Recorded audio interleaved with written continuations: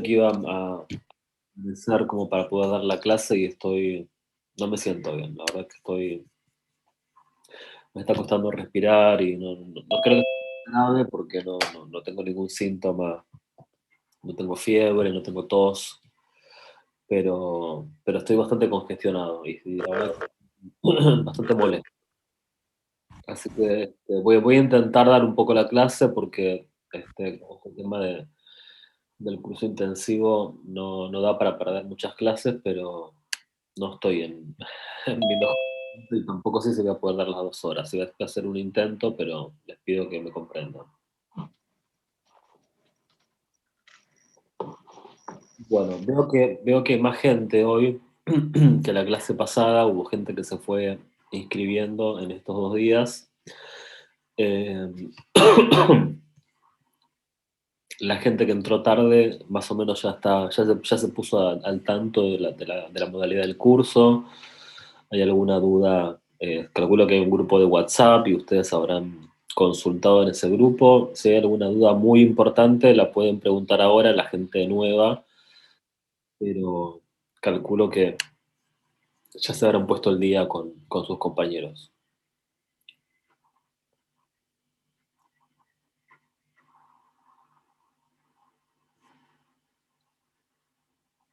Ok, bueno.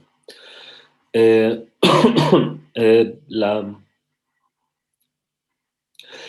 clase pasada habíamos hablado de variable discreta y mm, habíamos empezado a hablar de estadística descriptiva y repasamos un poquito el tema de la variable, vimos la diferencia entre la variable discreta y la variable continua y nos internamos un poquito en el tema de la variable discreta, las características, los cálculos que se hacen, los diagramas. Bueno, hoy quiero que veamos un poquito rápido el tema de variable continua y después, si, si me da la energía, vemos un poco de probabilidad, ¿sí? Voy a buscar el archivo que estábamos trabajando la clase pasada.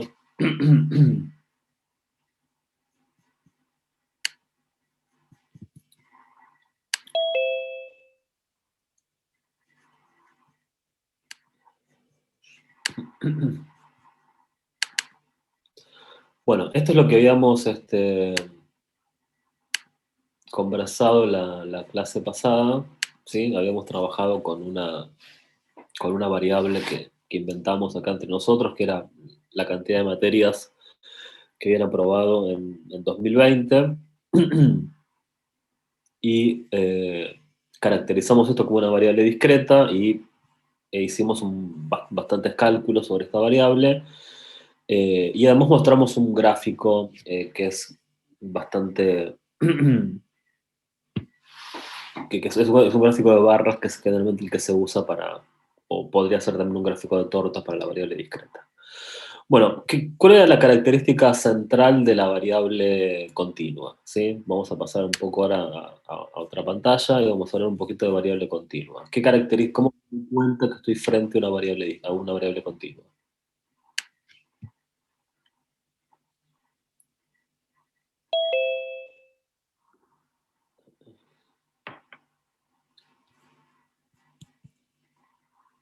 Hola, ¿hay alguien del otro lado? Buenas.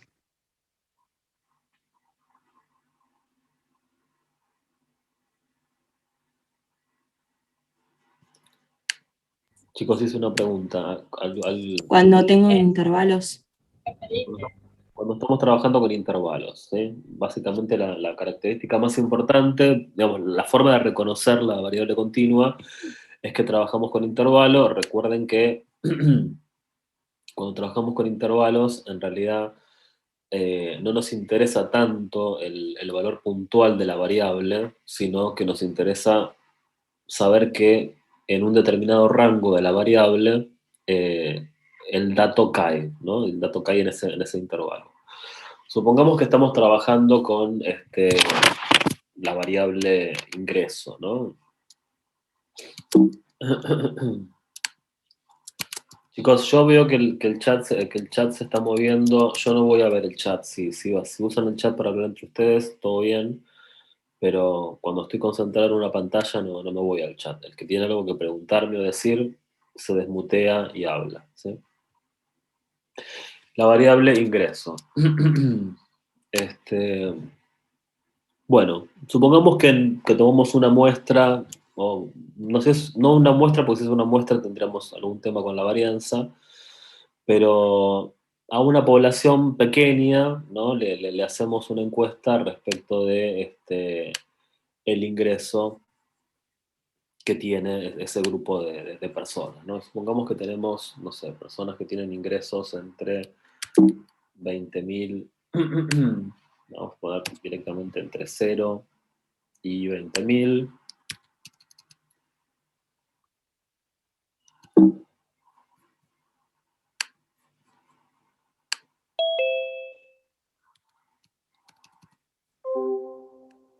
Entre 20.000 y 40.000.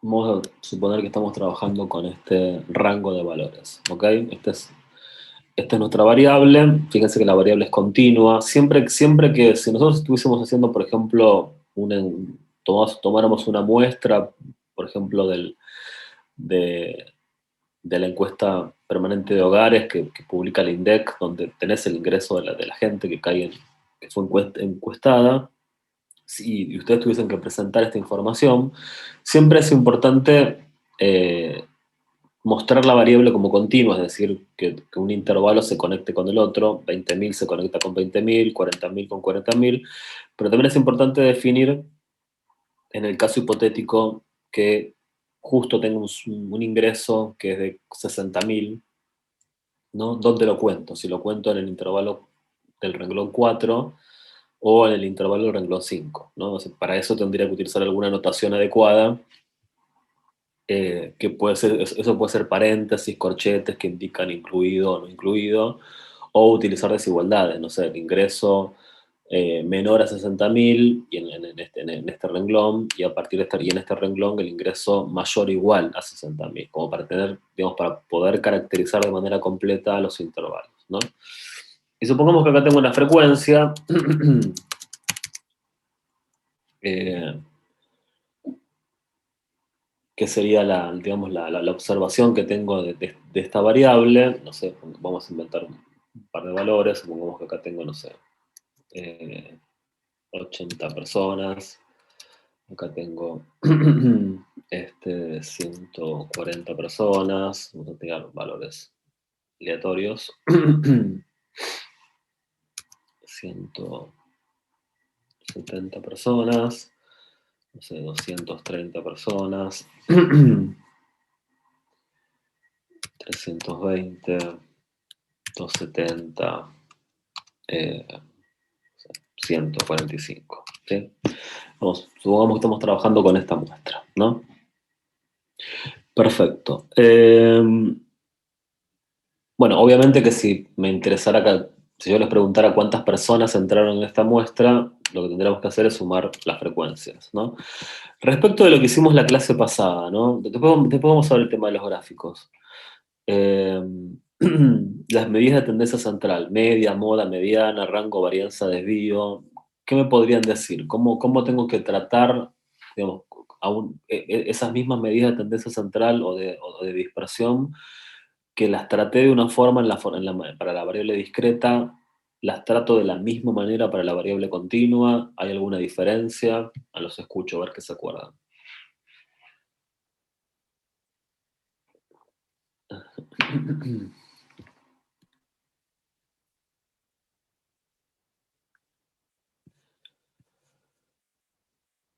Chicos, ¿me están escuchando? Buen día. Al ser variable continua, lo que vos estás calculando por lo general es el área debajo de la curva. Entonces, como es una función continua, entonces estás usando integrales por lo general. No se calcula igual que las discretas. Ok, bueno, el tema es que ahí estamos confundiendo lo que es una variable estadística con una variable aleatoria, ¿sí? O sea, si estuviésemos hablando de variables aleatorias, sí, tenés razón. Pero yo acá no estoy calculando una probabilidad, ¿sí? Lo que me interesa encontrar son, para estos datos, o sea, siempre es importante que ustedes distingan entre el mundo de la estadística y el mundo de la probabilidad, ¿sí?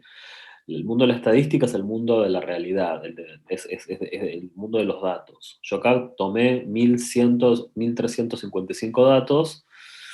Estos datos representan el ingreso de la gente y esta es una variable continua. Estoy calculando probabilidades. Quiero calcular medidas sobre esta variable continua. ¿Está? No sé si quedó claro. Entonces se calcula igual, calculás frecuencia acumulada, dividís por la cantidad de datos tomados. A ver, vamos a intentar organizarnos. Mi primer objetivo va a ser encontrar una media, ¿sí? Que fue algo que hicimos la clase pasada. Para los datos discretos, encontré la media de materias renovadas en el 2020. Yo quiero encontrar la media para una variable continua. ¿No se acuerdan que había que hacer algo antes? Tenés que hacer el promedio de los XY sería, no sé, 20.000 dividido 2 en ese caso, para la primera fila. Ok, eso es cómo se llamaba. Se llamaba punto medio del intervalo, o se Claro, llamaba sí. marca de la clase, ¿sí? Lo que necesito primero es elegir un representante de la clase, eh, porque en realidad yo acá tengo 80 datos, pero estos 80 datos no sé quién, exactamente no sé qué valores son. Son 80 datos que caen entre 0 y 20.000, ¿sí? Eh, por lo tanto, en la variable continua se elige un dato que representa ese intervalo y generalmente el valor que elegimos es el punto medio, que en este caso, no, si tuviese que hacer una fórmula para esto, lo que tendría que hacer es acá a la vista sabemos que es 10.000, ¿no? Pero no necesariamente eso a veces es tan obvio cuando construimos los intervalos. ¿Cuál sería la fórmula para encontrar el punto medio? Sí. Límite inferior más límite superior dividido 2. Ok, bien, ¿no? Entonces tenemos los límites de los intervalos dividido 2. Perfecto. Esta fórmula me va a permitir encontrar la marca de la clase de todos los intervalos, ¿sí? Esto es lo que va a jugar ahora como de valor, ¿no? Como lo que en la variable discreta era el valor de la variable, que era un valor puntual, ahora en la variable continua, la marca de la clase o el promedio es lo que va a jugar de valor de la variable. Y después el procedimiento es el mismo, ¿no? O sea, ahí lo voy a hacer un poquito rápido. ¿Qué hacíamos la clase pasada? Multiplicábamos el valor de la variable por la frecuencia.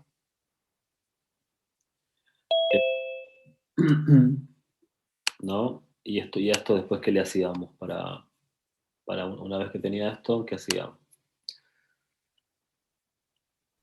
Lo sumábamos y lo dividíamos por n. Muy bien, nos sumábamos y a esta suma, para encontrar la media, la dividía por el tamaño de la población, ¿no? Que en este caso es 1.355, y acá tendría el valor medio, ¿ok? Hay otra función que está bueno que la sepan, que es la función suma producto, no sé si la conocen, suma producto, que está acá. La función suma producto te hace esta misma cuenta. Directamente vos lo que tenés que indicar es que vos querés multiplicar esta columna, los valores que están en esta columna, por los valores que están en esta columna, ¿sí? Es otra forma de hacer la cuenta, fíjense que les da el mismo valor. Y eso es el valor que les va a permitir encontrar la media, ¿sí? Así se encuentra la media para una variable. Perdón, Carlos, la marca de clase, ¿podrás pararte sobre alguno que no llegué a ver bien la fórmula? Porque era los extremos, Es la suma de los extremos de los intervalos dividido 2. ok, entonces es la de al lado la que me faltó. O sea, me perdí ahí. Al lado es multiplicar la marca de la clase por la frecuencia Ok. Listo, listo. que hacemos la Gracias. vez pasada como valor de la variable. ¿Sí? Claro. Perfecto. Bueno, después acá es importante tener, es como que empecé a dar clases, es como que estoy reaccionando, parece que al hablar me está haciendo un poco bien, ¿no? Porque arranqué muy mal, discúlpenme, pero me siento horrible. Pero de a poco como que estoy entrando en calor. Respecto de la mediana y la moda, ¿sí? Si bien ustedes en los libros de estadística, inclusive en Canavos, van a encontrar fórmulas aritméticas para el cálculo de la mediana y de la moda, está un poquito medio como viejo ese concepto, ¿sí? Digamos, los libros más modernos de estadística consideran que en la variable continua no tiene mucho sentido hablar de un valor en términos de la moda, ¿no? Del valor que más se repite. Porque en realidad nosotros de estos 1.355 casos o datos, no conocemos exactamente ninguno de esos valores. Lo que conocemos es una frecuencia para cada una de las clases, pero no conocemos ninguno de los datos en sí. Entonces, la teoría moderna no habla tanto de moda, a pesar de que hay un algoritmo para calcular una moda, ¿sí? La teoría moderna para la clase, para la variable continua, habla de clase modal, ¿sí? Más que moda. Es decir, lo que intentamos ver en qué intervalo, en qué zona del ingreso está concentrado la mayor parte de las observaciones. Entonces, generalmente cuando la variable es continua, en vez de hablar de moda, hablamos de clase modal, y en este caso la clase modal serían, ¿no?, los ingresos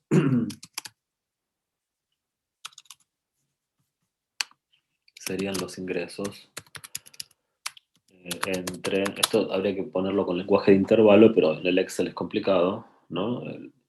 Los ingresos entre 80.000 y 100.000. Hablamos más en este lenguaje, ¿sí? En la clase modal. Y la mediana, ustedes se acuerdan lo que hicimos la clase pasada, cuando quisimos calcular la mediana, que la mediana es el dato que es el dato que separa a la población en 50% y 50%, nos ayudamos de la frecuencia acumulada, ¿sí? O sea, nos apoyamos en la frecuencia acumulada porque cuando dijimos que la mediana para una variable discreta era importante si la cantidad de datos era par o era impar, perdón, estoy acá, par o impar, porque había un dato en el medio, había dos datos en el medio, ¿sí? Bueno, y me apoyé en la frecuencia acumulada para poder calcular la mediana. Acá también me voy a apoyar en la frecuencia acumulada, pero no voy a encontrar, no me va a importar si la cantidad de datos es par o es impar, ¿sí? No le voy a prestar atención a eso porque, en definitiva, como no conozco ninguno de los 1.355 datos, simplemente lo que voy a encontrar es, digamos, no voy a encontrar el valor que está en el medio porque no conozco ninguno de estos valores. También en los libros van a encontrar un procedimiento algebraico para el cálculo de la mediana, que lo vamos a discutir en un ratito. Pero, digamos, lo que se hace más, digamos, lo más moderno en términos de prácticas es trabajar con uno de los gráficos que vamos a generar con la variable continua, y en base a ese gráfico, que es un gráfico que trabaja justamente con la frecuencia acumulada, en base a ese gráfico, calcular, hacer una estimación gráfica de la mediana, ¿sí? Pero que eso se correlaciona con la fórmula aritmética que van a encontrar en los libros.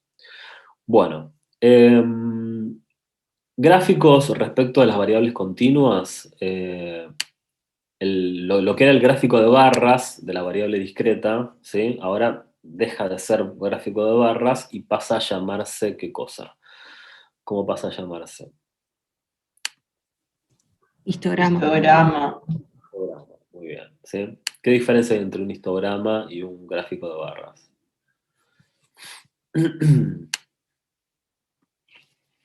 Las barras están pegadas y no están separadas. Exacto, ¿no? Que las barras están separadas, y eso creo que lo habíamos hablado un poco la semana pasada, la clase pasada, y que acá, además acá no da información solamente el alto de la barra, sino que lo que da información es el alto y el ancho, o sea, lo que da información es el área, ¿sí? Bueno, voy a cambiar un poquito de pantalla, me voy a ir al GeoGebra, que es, la semana pasada hablamos de este programita, que lo tienen en el campus. No sé si alguno tuvo posibilidad de explorarlo un poco. Cuando ustedes abren el GeoGebra se van a encontrar con esta pantalla generalmente, ¿sí? El GeoGebra tiene lo que se llaman vistas. Está la vista gráfica, la vista geométrica, varias vistas, ¿sí? Nosotros vamos a usar mucho la vista de probabilidad, ¿sí? Esta vista nos va a permitir calcular probabilidades con distintas distribuciones, y la solapita de estadísticas me va a permitir hacer test de hipótesis, intervalos de confianza y algunos test más avanzados. Pero lo que vamos a hacer ahora es vamos a ir a la vista, bueno, yo al entrar en esta vista perdí las otras. Si ustedes tocan este botoncito, acá aparece un lugar que dice vistas. Vamos a ir a la vista, hay una que es un Excel, es un Excel un poquito limitado, pero Excel al fin, que se llama hoja de cálculo, ¿sí? Entonces vamos a deshabilitar la vista de probabilidad y vamos a habilitar la hoja de cálculo, y acá voy a pegar lo que veníamos trabajando, que es la variable, ¿sí? Porque la verdad que el Excel no está bueno para hacer histogramas, ¿sí? Es un poco limitado. Me olvidé de copiar la frecuencia.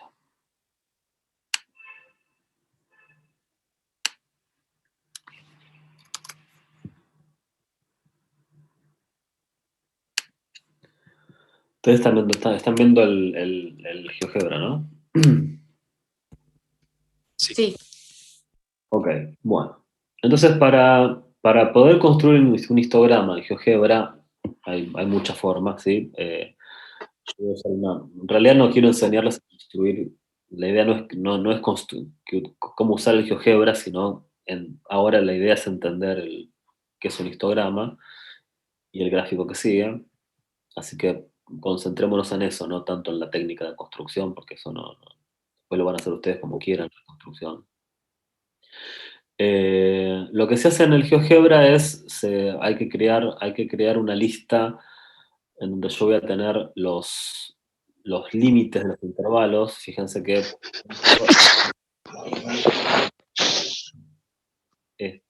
tengo los límites, pero no los tengo todos juntos, ¿sí? Acá tengo los límites iniciales, si se quiere, y acá tengo los límites finales.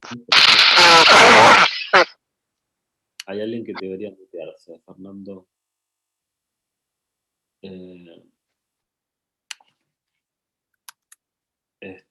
Voy a pegar esto acá. Bueno, lo que voy a hacer es, lo que hice acá es crear una lista de números, ¿sí? En donde lo que tengo representado son los límites de los intervalos, los iniciales y los finales, ¿sí? O sea que por eso a la lista inicial que tenía le agregué el límite final del último intervalo.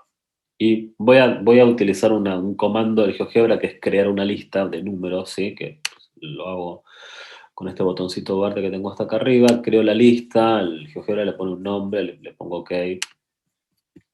Y también voy a crear otra lista con las frecuencias, ¿sí? De vuelta. Aprieto este botoncito, pongo lista, el GeoGebra le asigna un nombre, le digo OK. Y una vez que ya creé estas dos listas, voy a poder dibujar el histograma, ¿sí? Para poder introducir digamos, operaciones en el GeoGebra, necesito siempre tener habilitada la vista algebraica, que es la vista que da órdenes, ¿sí? Fíjense que todas estas creaciones de números que yo hice, ya el GeoGebra los fue guardando esa información. Siempre la información se guarda en la lista algebraica. Y acá voy a utilizar una función tan básica como histograma, ¿sí? Tienen muchas opciones de histogramas, vamos a usar la más básica de todas, que es la que utiliza los límites de las clases y las alturas de las clases, que en definitiva es la frecuencia. Y acá le voy a poner que los límites de las clases es lo que yo creé, es lo que yo puse en la lista 1, y las frecuencias es lo que yo puse en la lista 2, ¿ok? Y cuando haga eso, en algún lugar me tuvo que haber dibujado un histograma, que no sé por qué no lo veo. Ah, porque no estoy viendo la vista gráfica, ¿no? Ese es el temita. Tengo que habilitar la vista gráfica, que no la tengo habilitada. Cuando habilite la vista gráfica, bueno, me la habilito en un lugar que normalmente no lo...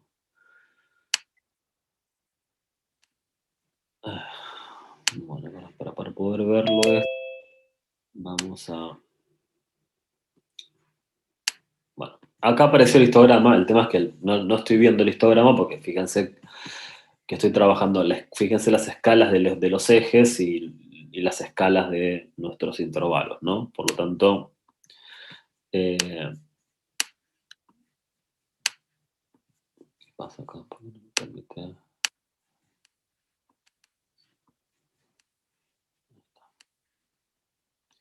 Bueno, lo que tengo que hacer, vamos a cambiar violentamente las escalas de los ejes, ¿sí? Bueno, un poco lento esto, ¿eh? Vamos a cambiar las escalas. Bueno.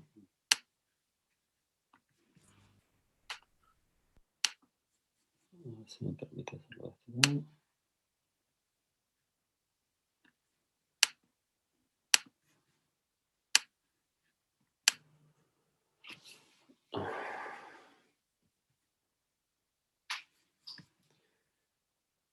No sé por qué no funciona esto.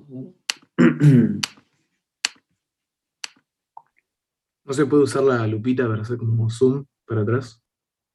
Sí, pero esta función tendría que estar habilitada porque... O desde la opción alejar también, cuando vas ahí. Ah, por ahí es porque estoy... Por ahí, puede ser que no me lo está agarrando por esto. Ahí está, ahí me lo agarra. Claro, sí. No es muy práctico esto que estamos haciendo, pero...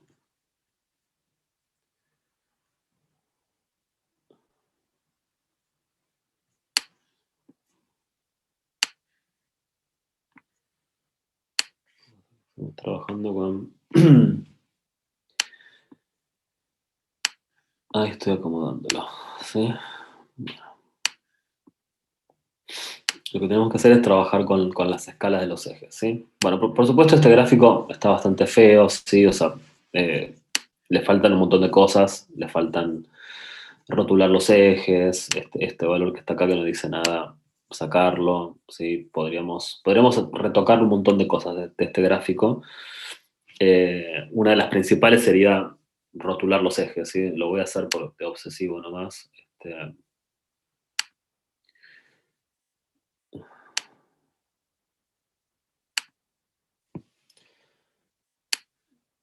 Pasa que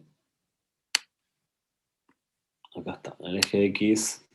Vamos a dejar solo la dirección positiva porque por lo menos este grupo de gente no tiene ingresos negativos. La etiqueta sería ingreso, ¿sí? Eso es el rótulo. Para el eje Y vamos a dejar también solo la dirección positiva. Y la etiqueta sería frecuencia, ¿sí?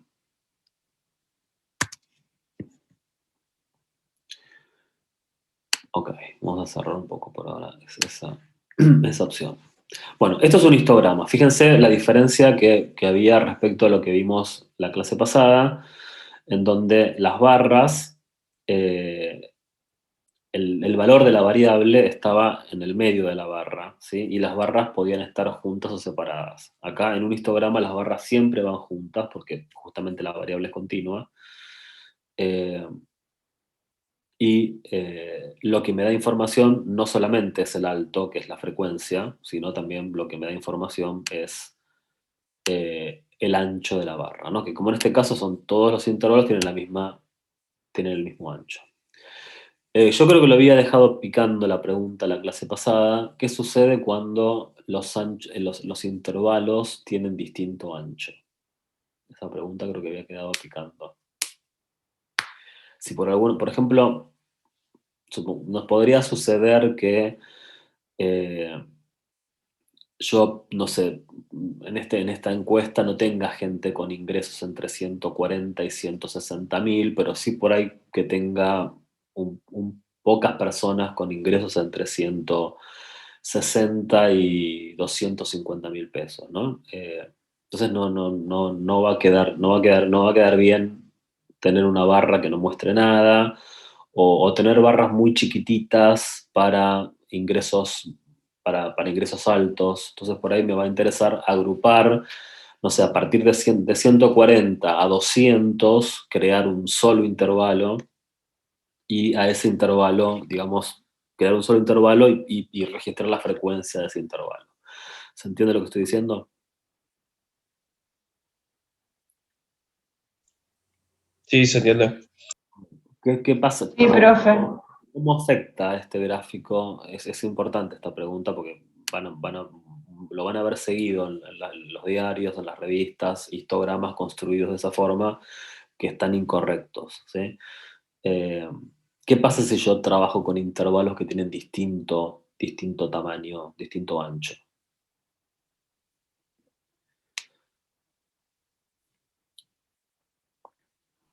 Por lo que entendí de lo que ganamos, decía que el área no representa la frecuencia y necesitas ajustarla. Exacto. ¿Y cómo se ajusta? Muy bien. Tenías que Eh, aplicar la densidad de frecuencia, ¿no era? Muy bien. Se utiliza la densidad de frecuencia. ¿Alguien sabe cómo se calcula la densidad de frecuencia? Acá, digamos, en el eje vertical no voy a dibujar la frecuencia, sino que voy a dibujar la densidad de frecuencia, ¿no? Que es una medida distinta. ¿Cómo se calcula la densidad de frecuencia para cada intervalo? Tenías que dividir la frecuencia de cada intervalo por la distancia. Por el ancho de la clase, ¿no? Claro. Muy bien. Muy bien. Bueno, en este caso no lo vamos a complicar hasta ahí, pero eso es importante, ¿sí? Yo todas estas cosas que estoy diciendo no es que las digo porque todo esto tiene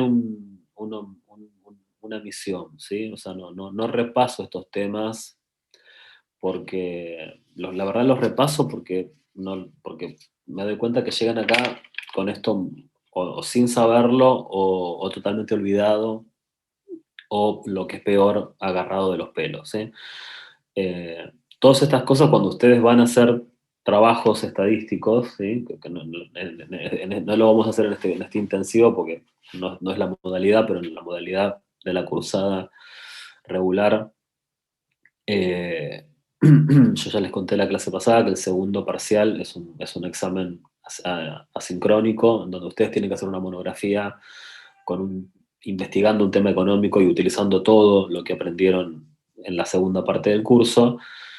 Digamos, lo que hacen en la página 1 y 2 o 3 es presentar la información del tema económico que están estudiando a través de gráficos, ¿no? Y acá hacen cosas que a veces están muy mal hechas, ¿sí? Entonces es importante que ustedes sepan distinguir la naturaleza de las variables y sepan tratar a las variables como corresponde. Esto es un histograma, ¿sí? Que en el caso que trabaje con histogramas y con intervalos de distinto ancho, por alguna razón que lo justifique, este gráfico sería incorrecto, porque este gráfico estaría desvirtuando la variable, estaría deformando los datos de alguna manera, de alguna forma, y tendría que ajustar eso a través de una densidad de frecuencia.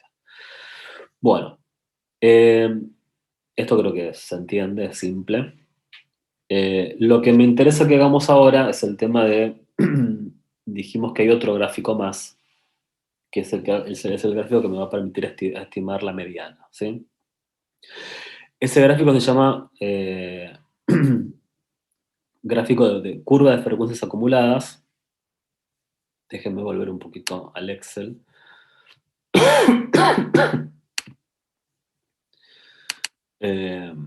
Con lo cual, para poder calcular la mediana, ¿sí? la mediana la hacemos a través de una estimación gráfica. Así que vamos a buscar la frecuencia acumulada.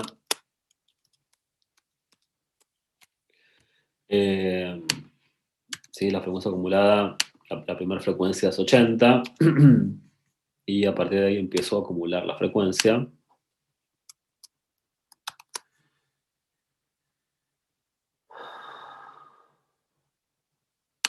Está bien la fórmula que estoy haciendo, ¿no? Sí. Sí. Y esto ahora lo voy a copiar para el GeoGebra, porque el GeoGebra a veces la fórmula no funciona. Bueno, volví al GeoGebra. Por un momento vamos a... Fíjense que esto de a poco lo van a ir aprendiendo a usar, ¿no? Trabajar con vistas simultáneamente. Hasta acá estamos trabajando con 3 vistas simultáneas. La algebraica, que es la que da órdenes, la gráfica, que es la que dibuja, y la hoja de cálculo, que es la que hace las cuentas, ¿no? Voy a pegar la frecuencia acumulada, pero la voy a pegar por acá, ¿sí? Porque ahora van a entender por qué la pego por ahí.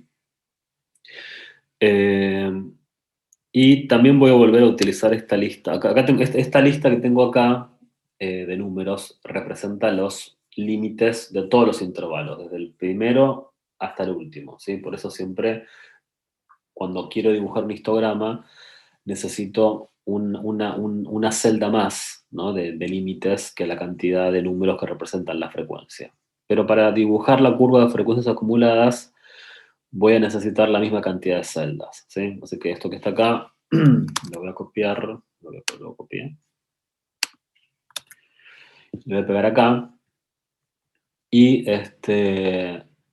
digamos, siempre en este caso particular sucede que el primer intervalo tiene como valor 0, pero no necesariamente el límite inferior de un intervalo siempre arranca de 0, ¿sí? Puede arrancar de otros valores, inclusive valores negativos, ¿no? Si estuviésemos trabajando con temperaturas, que es una variable continua, y no sé, y temperaturas en el sur, tendríamos temperaturas negativas, así que no habría ningún problema que los límites de las clases sean negativos. Siempre el límite inferior del primer intervalo está asociado a una frecuencia acumulada 0, ¿sí? O sea, antes de 0 no tengo nada, ¿ok? En términos de tener datos acumulados, porque es el primer dato, es el límite inferior del primer intervalo. Entonces yo asocio el límite inferior del primer intervalo con 0, con no tener datos acumulados, y así sucesivamente el primer límite superior con lo acumulado hasta ahí, y hasta que llego hasta el último límite del último intervalo con el total de datos acumulados. Con todos estos datos juntos, ¿sí? No con columnas por separado, voy a crear no una lista de números, sino que voy a crear lo que se llama una lista de puntos, ¿sí? Esto les repito, esto no es una clase de cómo usar GeoGebra.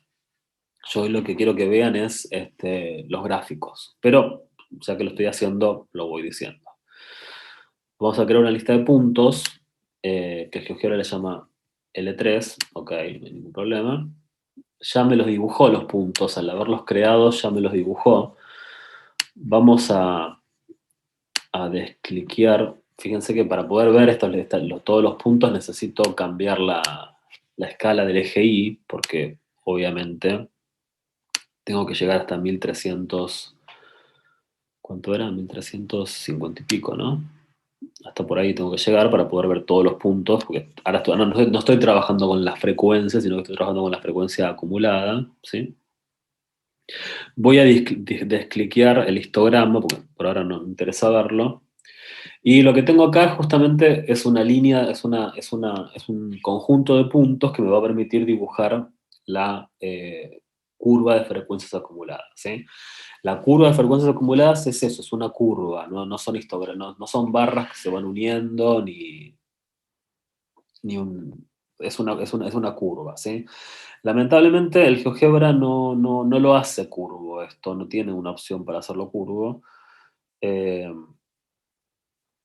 pero digamos, también la visión moderna de la estadística a esta curva la presenta curva, ¿sí? No la hace recta.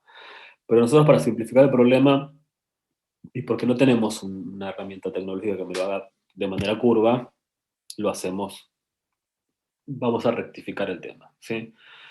Esto lo voy a hacer a través de una función que se llama poligonal. Y acá tengo poligonal, que me está pidiendo, una de las opciones me dice, bueno, vamos a hacer una polimodal, decime con qué lista de puntos. Bueno, entonces acá le voy a poner L3, que es la lista que creamos hace un ratito. Le pongo L3 y fíjense que ya ahí aparece la curva. Bueno, normalmente una curva bien hecha no necesito los nombres estos, ¿sí? El GeoGebra a los puntos le pone nombre, pero nosotros no. En una curva de frecuencias acumuladas no necesitamos ver los nombres de los puntos porque no tienen por qué tener nombres, ¿sí? O sea, estamos desetiquetando todo eso.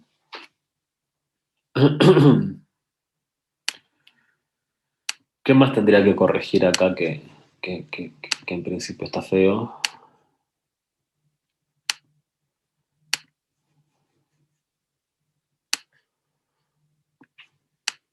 Bueno, no estoy trabajando ahora con la frecuencia. No estoy trabajando ahora con la frecuencia. Uy, ¿qué hice? Habría que ponerle en el eje el nombre de frecuencia acumulada. Muy bien.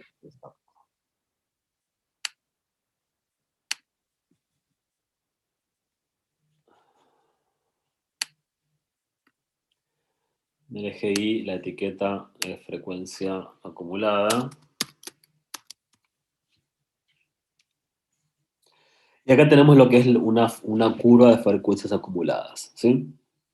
Es una curva que siempre crece porque está acumulando la frecuencia.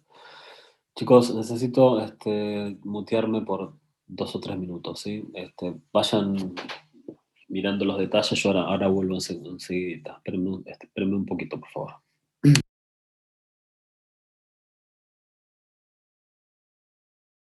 Ok.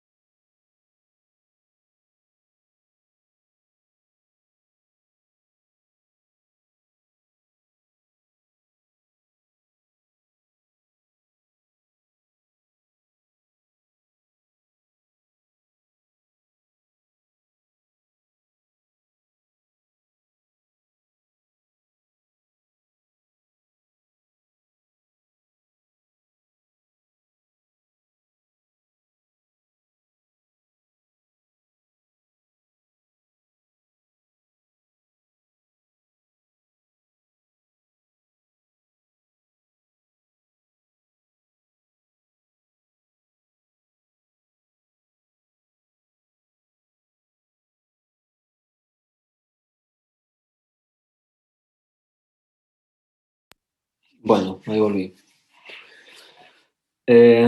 Ok, bueno, esto dijimos entonces que esto es lo que se llama curva de frecuencias acumuladas, y esto es lo que nos va a permitir calcular la mediana y otras medidas importantes que también se pueden calcular en la variable discreta, pero que generalmente en la variable continua toman mucha relevancia, ¿sí?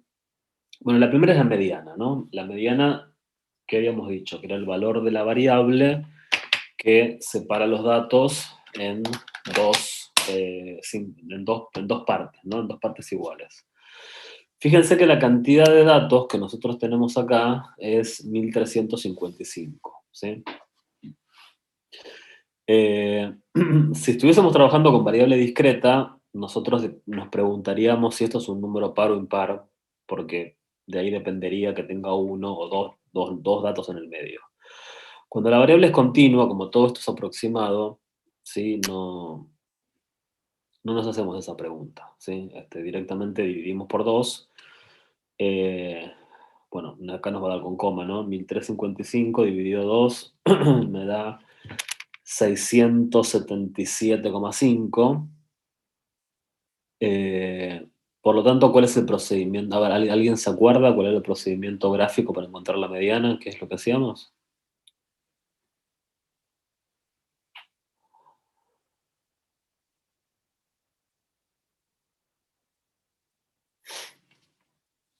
¿Están ahí, chicos? Sí, yo no me acuerdo, profe, perdón. Tiene ese valor. Bueno, lo que hacemos gráficamente es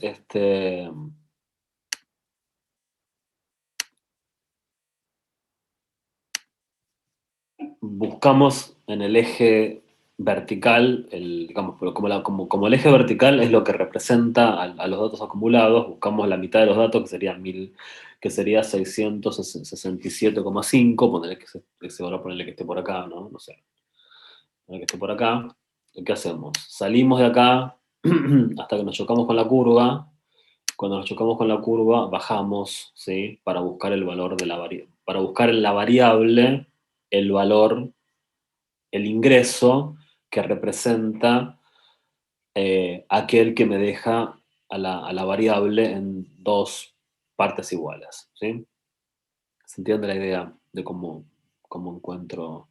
Bueno, si lo quiero hacer de manera perfecta, ¿no? El GeoGebra me lo permite hacer, ¿sí? Lo que hago es simplemente dibujo una recta,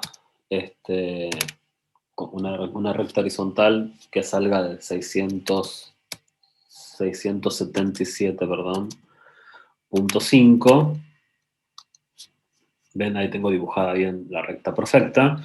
Y lo que busco es la intersección de esta recta con el punto de intersección de esta recta con la curva. Esto lo hago a través de una función que dice intersección. Fíjense que acá me está diciendo la intersección es 83.593,75 y obviamente 677,5. Con lo cual acá encontré la mediana, ¿sí? La mediana es, espero que lo voy a escribir porque no lo voy a olvidar.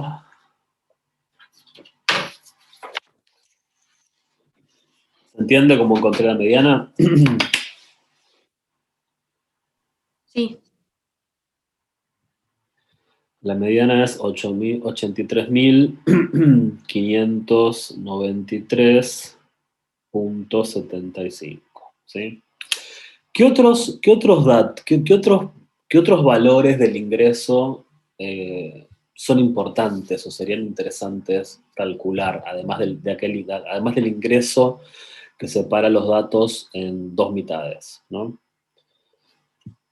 ¿Qué otros valores de la variable conocen ustedes con nombre y apellido que son muy importantes? Y que toman relevancia cuando trabajo con variables continuas y que generalmente las variables continuas manejan una gran cantidad de datos. Por ejemplo, en un censo de población o en la encuesta permanente de hogares del INDEC, no alcanza con saber cuál es el ingreso mediano de la población. ¿no? Es importante saber un poco más. Cuartiles, Muy bien, cuartiles, ¿sí? percentiles.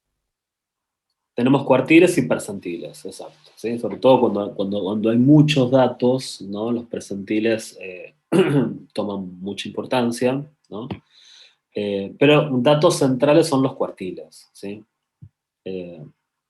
Los cuartiles dividen a la población en cuartos, ¿no? En sectores de 25%. Entonces, si yo quiero averiguar cuáles son los cuartiles, ¿no? Tendría que dividir a algo muy o divido la población en 4, o ya que tengo el 677.5 en la calculadora, lo divido por 2, eso me da 338,75. Entonces voy a hacer el mismo procedimiento, ¿sí? Voy a sacar una recta que salga de 338.75. Fíjense que estoy saliendo del eje vertical, ¿no? Me cruzo con la curva y ahí bajo para el valor de la variable. Acá en realidad no voy a bajar, sino que simplemente voy a buscar la intersección y eso me va a dar el cuartil, ¿no? El cuartil. ¿Ese cuartil cómo se llama? El que acabo de encontrar. Primer cuartil. Muy bien, es el primer cuartil o cuartil. Es el cuartil que me deja, es el dato que me deja el 25% de los ingresos más bajos, ¿sí? ¿Es interesante el segundo cuartil? ¿Les parece que el segundo cuartil sirve para algo? Es la mediana. Es la mediana, ¿sí? Con lo cual no tiene mucha gracia, usamos la mediana.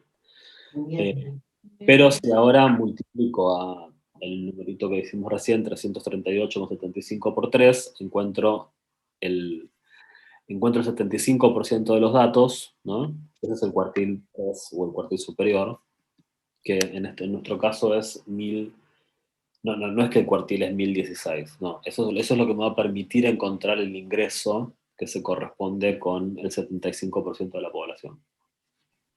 Esto es, si dibujo esa recta, que es igual a 1016 con 25, ese es el 75% del total de los datos, ¿sí? Fíjense que acá tengo esta recta que está por acá arriba, ¿no? Y de vuelta, si busco la intersección, eso me va a permitir encontrar el cuartil 3, que es 105.648,15, ¿no? Redondeado.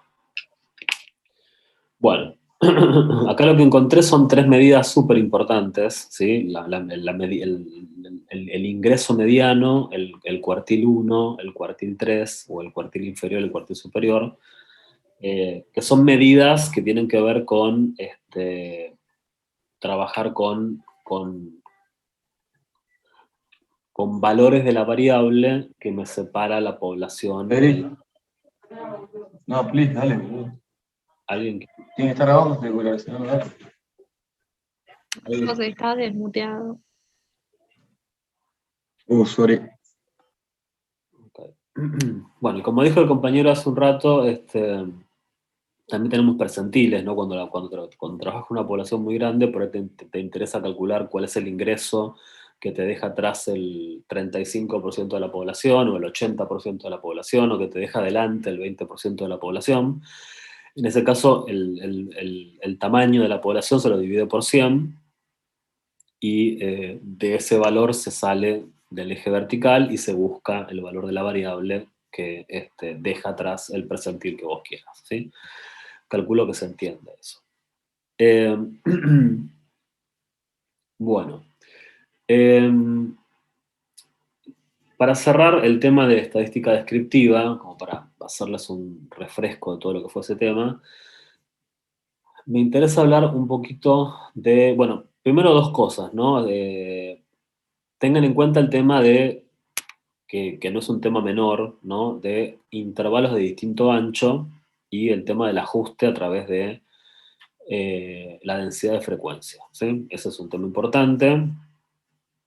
Fíjense que yo acá puedo superponer los dos gráficos, obviamente que está mal superponer los dos gráficos porque un gráfico trabaja con la frecuencia y el otro trabaja con la frecuencia acumulada, pero es importante que ustedes en su cabeza tengan en claro que un histograma trabaja con barras y una curva de frecuencias acumuladas es una curva, ¿sí? No es algo que utiliza barras. Bien, bueno. Y otro gráfico interesante de ver, no sé si los han trabajado en algún momento, son los gráficos que tienen distintos nombres, generalmente se llaman gráficos de caja o gráficos de caja y bigotes, no sé, ¿han escuchado hablar de los gráficos de caja?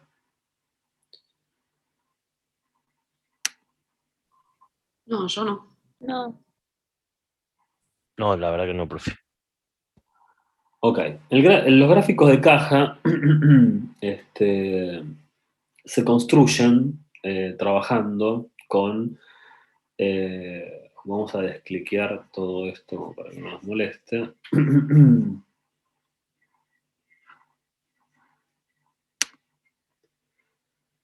Vamos a clicar todos los puntos.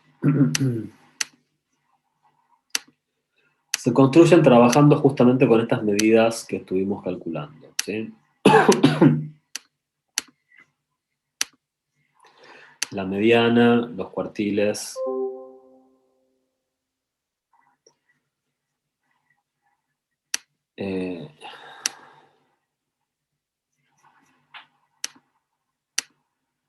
Ahí borré todo.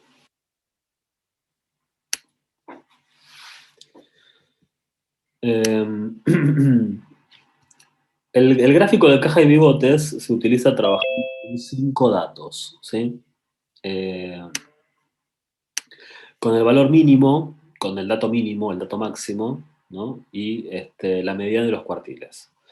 Nosotros acá, tal como está dada la información, yo en teoría no conozco ni el mínimo ni el máximo, ¿sí? Porque yo lo que sé es que en el primer intervalo hay 80 datos, en el último intervalo hay 145, pero nadie me dijo que el dato mínimo es un 0 y que el dato máximo es 140.000, ¿sí? Pero en términos de simplificar el problema, vamos a ver que el mínimo coincide con el valor inicial del intervalo y el máximo con el valor final del último intervalo, ¿sí? Entonces, el gráfico trabaja de la siguiente manera, ¿sí? En el GeoGebra se llama diagrama caja, ¿sí? Nosotros vamos a usar la opción, esta opción. Hay varias opciones, ¿sí? Para usar, pero nosotros vamos a usar esta nada más, la cuarta. Ok. Bueno. Vamos a checar un poco esto para que me deje escribir acá, porque quiero que vean cómo lo escribo. Bueno, acá me pide 7 números, ¿sí? Los dos primeros números,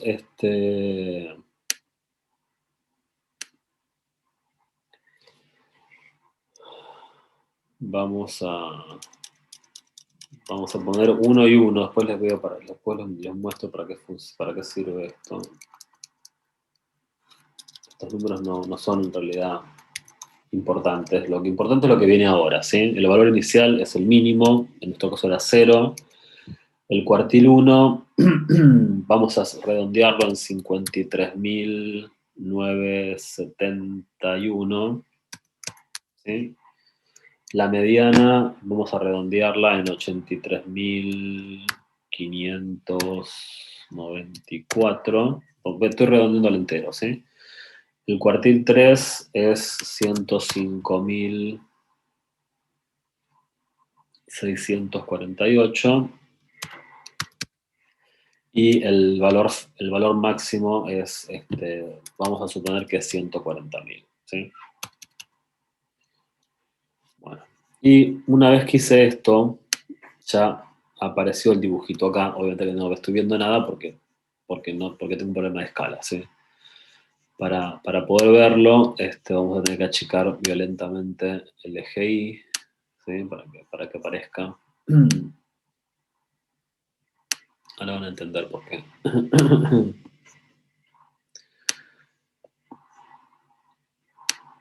Sí, acá aparece el gráfico.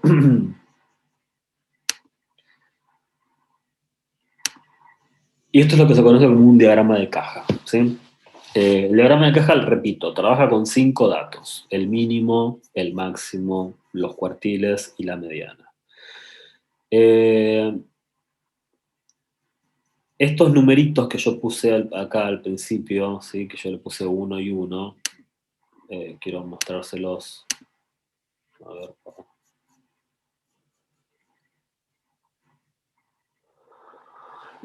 quiero que vean el efecto que tienen, ¿no? Si yo en vez de poner 1, por ejemplo, pongo 2, y simplemente el gráfico de caja va a estar centrado en el 2, en el eje vertical, ¿sí? Y si le cambio el otro número, lo que le va a cambiar es el ancho de la caja. Esto es simplemente para cosmética, ¿sí? Si en vez de ponerle un 1, le pongo un 2, lo que me lo hace el doble de grande el gráfico, ¿sí? Y obviamente acá el eje Y no es importante, porque no, el eje Y no da información, ¿sí? Porque el eje Y normalmente yo recomendaría que lo borremos.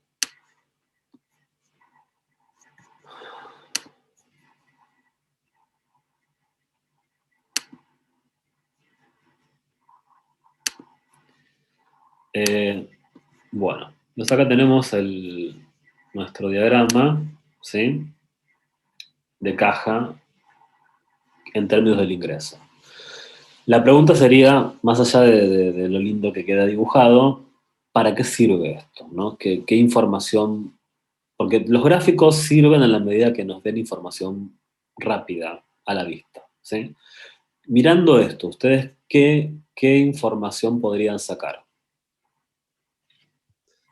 El rango intercuartil. Muy bien, el rango intercuartil, no sé si hablé, creo que hablé la clase pasada de rango, que era el máximo menos el mínimo, y el rango intercuartil, muy bien, tu comentario, es la diferencia entre el cuartil 3 y el cuartil 1. Ok, pero ¿para qué te sirve calcular el rango intercuartil? ¿Qué utilidad tiene?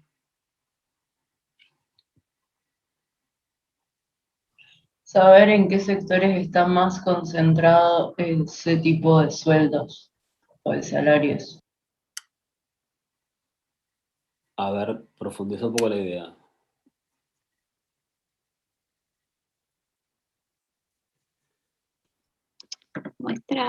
En Canavos mencionaba como que reflejaba la variabilidad entre los extremos del rango.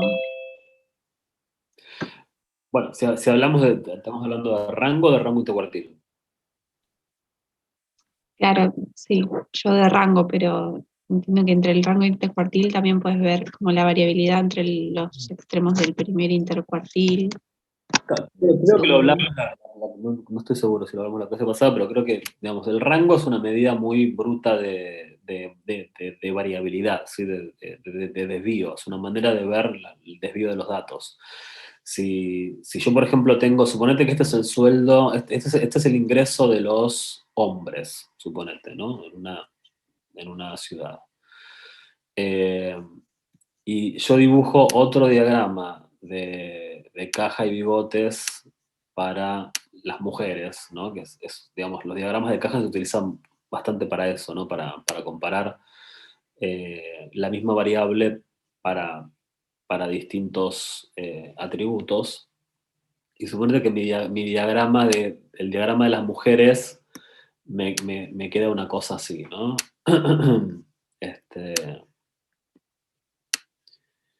¿No? El de abajo es el de los hombres y acá tengo el diagrama de caja de las mujeres.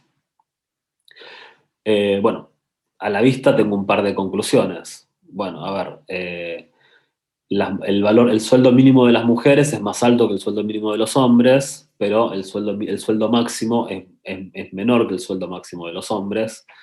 Y el rango de valores digamos, las mujeres tienen sueldos mucho más homogéneos en términos del comparado con los hombres tienen más variabilidad de sueldos, tanto para peor como para mejor, mientras que las mujeres están acotadas entre dos valores, el rango de la variable no es tan variada, si se quiere, ¿no? Y lo mismo podés apuntar para el tema de lo que está entre los cuartiles, ¿no? Yo acá tengo el 50% de la población. Entonces yo acá estoy diciendo, bueno, el 50% de las mujeres tiene una variabilidad de sueldo entre estos dos valores, mientras que el 50% de los hombres tiene una variabilidad de sueldos entre estos dos valores. Y acá puedo comparar, ¿no? De vuelta, qué grupo es más homogéneo en términos del 50% de la población, ¿sí? Eso si estuviese comparando rangos o rangos intercuartiles. Pero más allá de los rangos,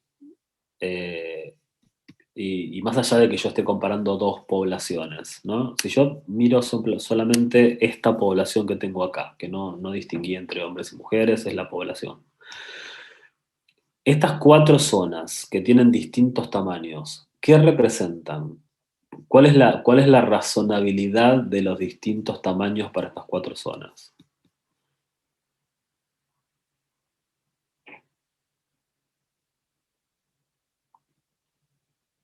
Mirando el gráfico, ¿qué información rápida ustedes me pueden decir? Mirando el primer bigote, los extremos se llaman bigotes, ¿sí? Mirando el primer bigote, ¿qué observo? La dispersión entre los rangos.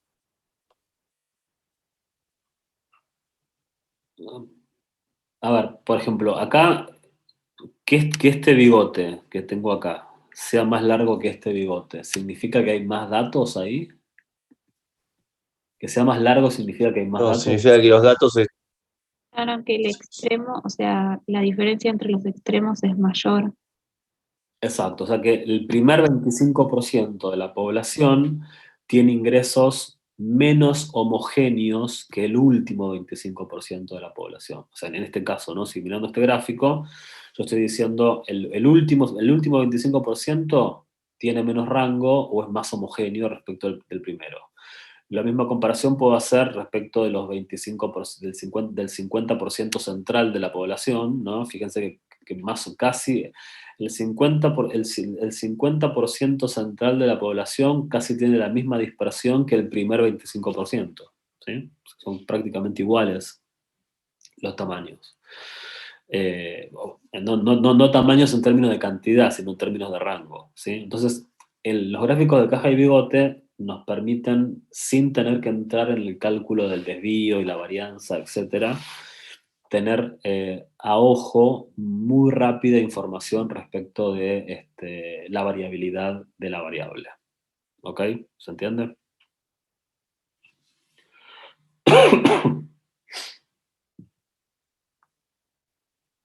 ¿Se entiende, chicos, o no?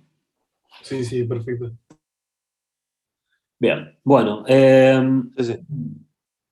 ¿Alguna pregunta?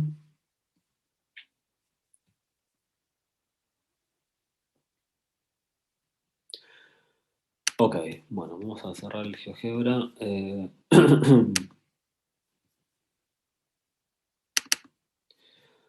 Vamos a volver un segundo al Excel. Bueno, acá lo que nos faltaría calcular justamente son las medidas que calculamos la clase pasada, ¿sí? Que fueron el rango, acá el rango sería el máximo, no es el mínimo. Nos quedaría calcular la varianza y el desvío, pero no lo voy a hacer porque en definitiva es repetir el mismo procedimiento, con la única diferencia que en el caso de la variable continua tengo que trabajar con la marca de la clase, ¿no? O sea, lo que voy a hacer es, para encontrar la varianza primero, a cada marca de la clase le voy a restar la media, lo voy a elevar al cuadrado, lo voy a multiplicar por la frecuencia, voy a sumar todos esos datos y voy a dividir por la cantidad de datos. Eso es la varianza, pero para poder volver al lenguaje original del problema, tengo que aplicar una raíz cuadrada, y eso me lleva al desvío estándar. ¿Sí? Eso lo hicimos la clase pasada, o sea, no lo voy a volver a repetir porque es básicamente el mismo procedimiento. salvo que alguno tenga alguna pregunta, si no, digamos, vamos a dar medio como por cerrado el tema de estadística descriptiva. Un segundito que me tengo que sonar la nariz.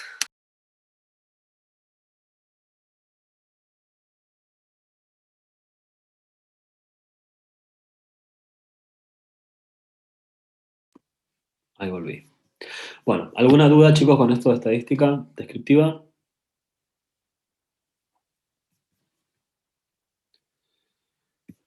Bueno.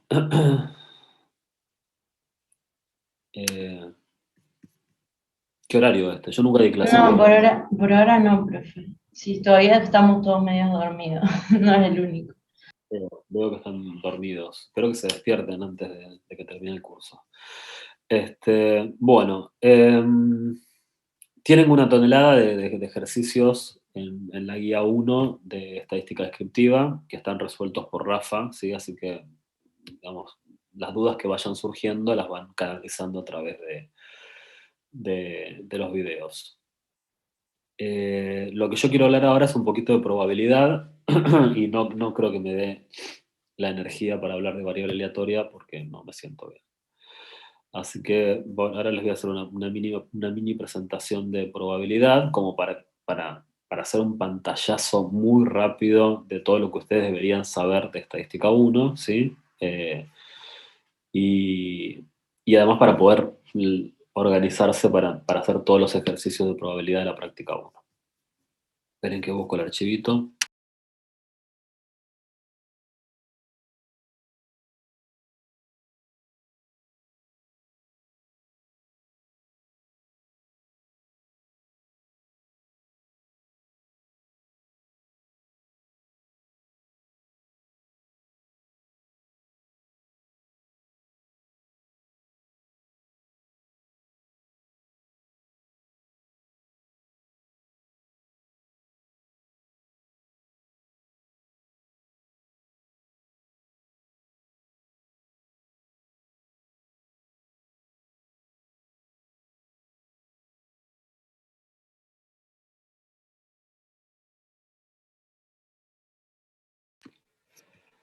Están viendo el archivito este, ¿no? Bueno. Sí. Ok, bueno, en principio para hacer una introducción, hasta acá hablamos de estadística, nada más, ¿sí? La estadística es el mundo de la realidad, son las cosas que pasan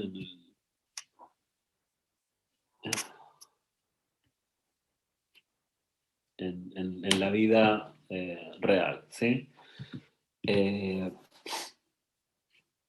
De a poco vamos a entrar en el mundo de la probabilidad, que va a dar lugar al mundo de las variables aleatorias, ¿sí? Siempre va a haber, durante todo el curso vamos a tener un juego entre variables estadísticas y las variables aleatorias, ¿sí? Son todo el tiempo son cosas que se parecen, que muchas veces funcionan de la misma forma, pero no necesariamente es lo mismo, ¿sí?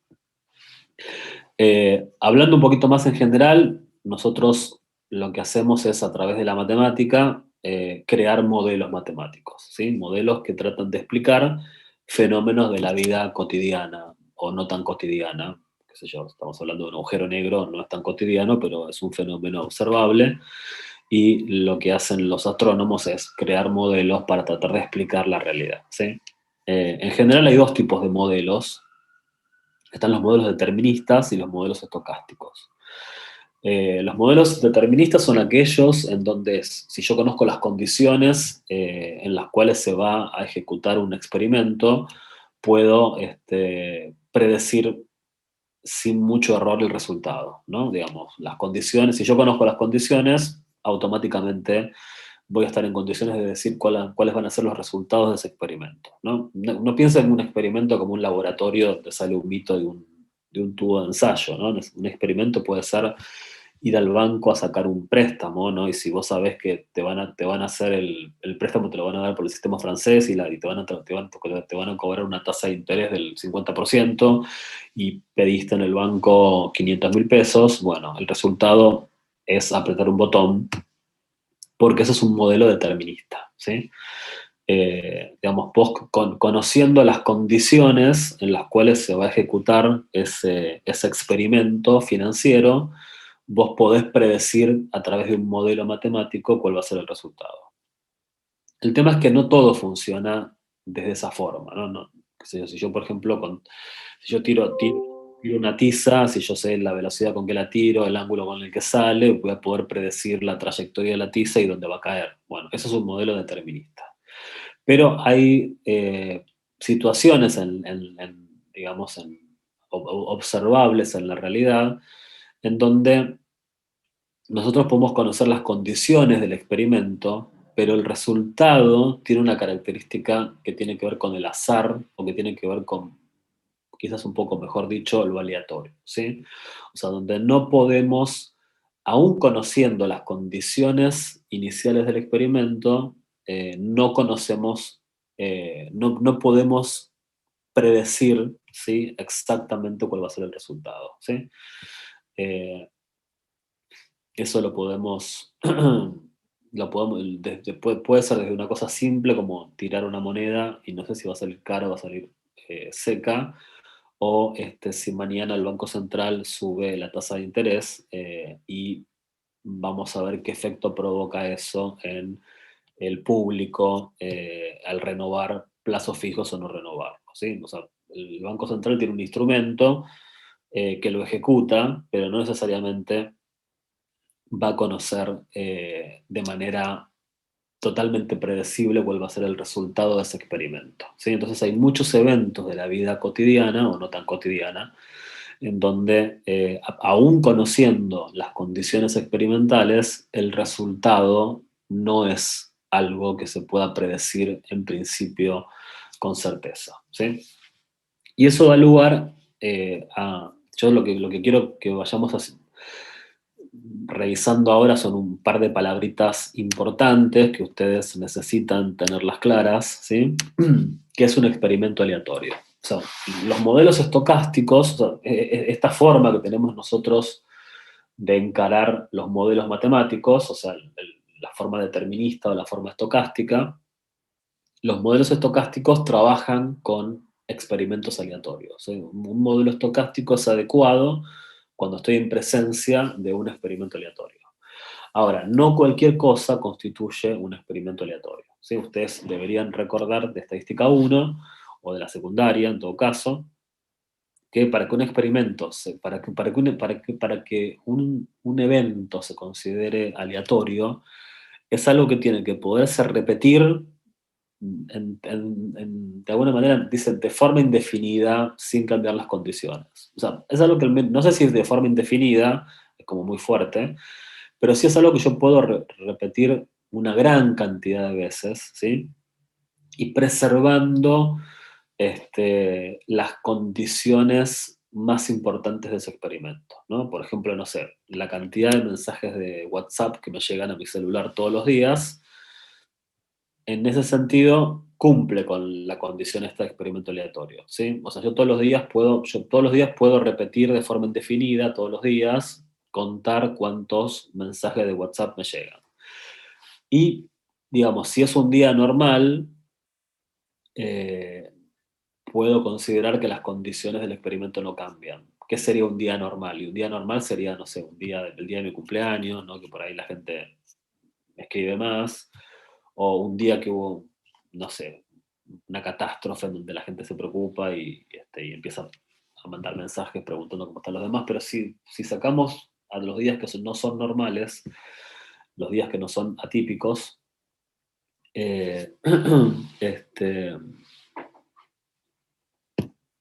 digamos, esta es la idea de poder repetir de manera indefinida sin cambiar las condiciones del experimento, ¿no? Otra característica que tiene que tener un experimento aleatorio es que aunque no podamos indicar cuál va a ser el resultado, sí se puede describir los resultados posibles. Es decir, para que un evento tenga digamos, el rótulo de aleatorio, seguramente no vamos a saber con certeza cuál va a ser el resultado, pero sí tenemos que tener la capacidad de describir qué es lo que puede pasar. Es decir, si yo tiro un dado, sé que va a salir del 1 al 6, ¿sí? O sea, tengo la posibilidad de describir qué es lo que va a pasar. Si yo hago un experimento aleatorio y no tengo la posibilidad de describir lo que puede llegar a pasar, ya ahí no estaría en presencia de un experimento aleatorio. No solamente poder describir es poder indicar cuál es el conjunto. A veces un conjunto puede ser infinito, o sea que en definitiva sí tengo forma de describir lo que puede pasar. Pero necesito tener esa posibilidad de descripción del conjunto de resultados posibles. Y acá aparece una palabra que va a ser bastante clave. Yo estoy indirectamente involucrando a los conjuntos en el tema de lo aleatorio, ¿sí? Toda la teoría al definir de esta manera un experimento aleatorio, estoy trayendo a esta zona de la matemática toda la teoría de conjuntos, ¿sí? Cuando hablo de teoría de conjuntos hablamos, acuérdense, del conjunto universal, de las intersecciones, las uniones, el complemento, las diferencias. Toda la teoría de conjuntos la hacemos parte de la teoría de probabilidades, ¿sí? Y una tercera característica que tienen los eventos aleatorios es que en la medida que el experimento este se repite, y esta quizás creo que es la característica más interesante, ¿no? En la medida que los experimentos se repiten, los resultados individuales de estos experimentos parecerían como no tener una forma, un sentido, ¿sí? Sin embargo, cuando el experimento se repite una gran cantidad de veces, lo que vemos es que en eso que parece tan caótico, no es tan caótico, sino que empieza a aparecer un patrón de comportamiento que es lo que hace interesante a la probabilidad, ¿no? Porque la pregunta sería, ¿para qué estudiamos eventos aleatorios si cuando estamos en presencia de un evento aleatorio el evento es totalmente caprichoso, ¿no? O sea, si yo pienso, digo, bueno, yo voy al casino y pongo una ficha, el resultado de la ruleta es caprichoso, ¿no? Es caprichoso, va a salir un número que no puedo predecir, pero si yo veo 5 veces, 10 veces, 15 veces a la ruleta en acción, voy a pensar que la ruleta es caprichosa, ¿no? Que da como da resultados que no tienen ningún tipo de patrón. Sin embargo, cuando analizo los resultados 1000 veces, voy a empezar a encontrar un patrón en el comportamiento de lo azaroso, de lo aleatorio, y eso que parecía tan caótico va a dejar de ser caótico. Y ahí está la riqueza de poder estudiar probabilidades. Si no, no tendría ningún sentido estudiar probabilidades, ¿no? Bueno, otra palabra importante que tenemos que tener en cuenta es el concepto de espacio muestral. El espacio muestral, de alguna manera lo definimos en la segunda condición del experimento aleatorio, constituye el conjunto de resultados posibles, ¿sí? Cuando vos realizás un experimento aleatorio, cuando vos haces algo que se puede repetir indefinidamente, donde no sabes qué va a pasar, pero sí sabes lo que puede pasar y que además puedes repetir esto una gran cantidad de veces para empezar a encontrar un patrón en el experimento, ese conjunto de resultados posibles es lo que llamamos espacio muestral. Y cualquier evento un evento es cualquier subconjunto del espacio muestral. No sé, por ejemplo, yo tiro un dado, si tiro un dado, el espacio muestral, ¿cuál va a ser? Los números del 1 al 6. Bueno, por ejemplo, el evento que el número sea par es un subconjunto de ese espacio muestral, o que el número sea 3 es un subconjunto del espacio muestral. ¿Sí? Entonces, cualquier evento para mí es algo que sucede dentro del espacio muestral. Ese evento puede ser un evento elemental, un evento unitario, por ejemplo, si tiro un dado que salga 3, o puede ser un evento compuesto, que salga par, no hay una única posibilidad. Puede ser el 2, puede ser el 4, puede ser el 6. ¿Sí? Y recién, ¿hay alguna pregunta hasta acá, chicos? No, perfecto. Okay. Y recién cuando estoy en este contexto, digamos, cuando no puedo hablar de probabilidad en cualquier situación, Cuando estoy en un modelo estocástico, ¿sí? En un modelo matemático que pretende abordar un fenómeno observable, y en ese fenómeno observable intervienen experimentos aleatorios o eventos aleatorios, ¿sí? Que cumplen con estas tres características, y que ese experimento aleatorio genera un espacio muestral, y dentro del espacio muestral hay eventos que son subconjuntos. Recién en este contexto puedo hablar de una probabilidad. Digamos, si no, no tiene sentido hablar de probabilidad, ¿sí? ¿Y qué es la probabilidad? La probabilidad básicamente es una medida, ¿sí? Es una medida que otorga a través de un número, ¿sí? Que trata de indicar las chances que tiene un evento dentro del espacio muestral de ocurrir. Hay eventos que son muy poco probables o que son imposibles, ¿sí? Y hay eventos que son muy probables o certeros. Y hay eventos que son tanto como que sí como que no. Entonces todo eso necesito ponderarlo, y lo voy a ponderar a través de un número, ¿sí? Un número real, y ese número real se lo indica como la probabilidad del evento, ¿no? Si yo tengo un evento A que está incluido en el espacio muestral generado por un experimento aleatorio, voy a utilizar la probabilidad como una unidad de medida para ver cuántas chances tiene de ocurrencia ese evento, ¿sí? Bueno, seguramente ustedes recordarán esta fórmula de estadística 1 y de la secundaria también, ¿sí? La fórmula de probabilidad de un evento, que la definimos como casos favorables al evento del cual se trata sobre casos posibles. ¿Esta fórmula es aplicable siempre o tengo que tener algún tipo de cuidado? No sé si la llenaron acá en Avos.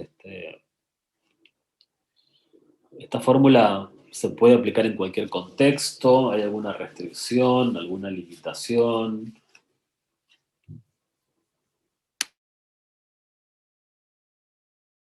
Necesita que tengamos conocimiento de los sucesos que van a formar parte. No lo puedo aplicar siempre. A ver, es muy general lo que dijiste. No, generalmente el ejemplo que se da es el de los dados. Vos sabés todas las caras de los dados, no sabés cuál va a salir, pero sabés que puede salir del 1 al 6. Ok, sí, por eso. Esa fórmula funciona. Si yo te pregunto la probabilidad de par, vamos a decir, bueno, es 3 en 6, porque los casos favorables Claro. son 3 y los casos posibles son 6. Ok. Pero esa fórmula funciona para este problema puntual de tirar un dado y que salga par, siempre y cuando suceda algo, que ya no está escrito acá, ¿sí? Que tiene que suceder, digamos, si no, esa fórmula no funciona, no sirve. No es un detalle. Que los casos posibles sean mayores a 0. Y sí, bueno, tiene sentido. A ver, está bien, sí, pero no estudiamos cosas que no sean. No andamos calculando probabilidades de cosas imposibles, ¿sí? No pasa por ahí la respuesta.